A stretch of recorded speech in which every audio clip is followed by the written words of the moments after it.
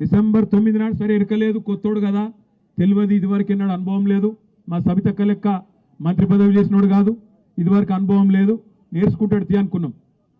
మొత్తం తిరుగుడు మొదలు పెట్టిండు.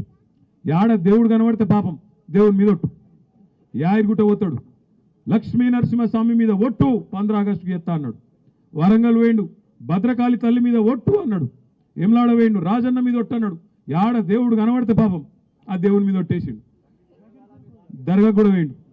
ఏ దేవుడిని విడిచిపెట్టాలి, ఈ దేవుడు ఆ దేవుడు కాదు, అందరు దేవుళ్ళను, మొత్తానికి మనుషులనే కాదు దేవుళ్ళను కూడా మోసం చేసిండు మన చిట్టినాయుడు. చిట్టినాయుడు కరెక్ట్ పేరేనా? చిట్టినాయుడే కరెక్టా?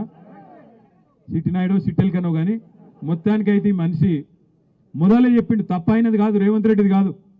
ఆయన మొదలే చెప్పిండు, గుంపు మేస్త్రి అంటే కడతారు, కూలగొట్టరు తమ్మి, గుంపు మేస్త్రి అంటాడు కడతాడు, కూలగొట్టాడు, వీడు కూలగొట్టేటాడు చిట్టినాయుడు. నేనేం చెప్తున్నా అంటే ఆయన తప్పు కాదు, తప్పు మనదే. ఆయన కుల్లం కుల్లా చెప్పిండు, ఇగో ప్రజలు రాజకీయ నాయకుల చేతిలో మోసపోవాలనే కోరుకుంటారు, అందుకే మేము మోసపు మాటలే చెప్తాం. నమ్మి మోసపోతే వాళ్ళ తప్పుగా నాదేం తప్పు తమ్మి? చూసిర్రా వీడియో, మీరు చూసిర్రా? అయినా చూసి కూడా ఆయన ఓట్లు గుద్దిరు చూడు, అది గ్రేట్. చూసిండ్రు, నమ్మిండ్రు, వాడు చెప్పంగా మళ్ళా నేను లంగన్ రాబోయే వాడే చెప్పంగా అయినా నమ్మిరు చూడు, అది కథ. మన జర్ర మహేశ్వర పోలేయాలి, మీరు మంచోళ్ళు ఎత్తమ్మ నాకే.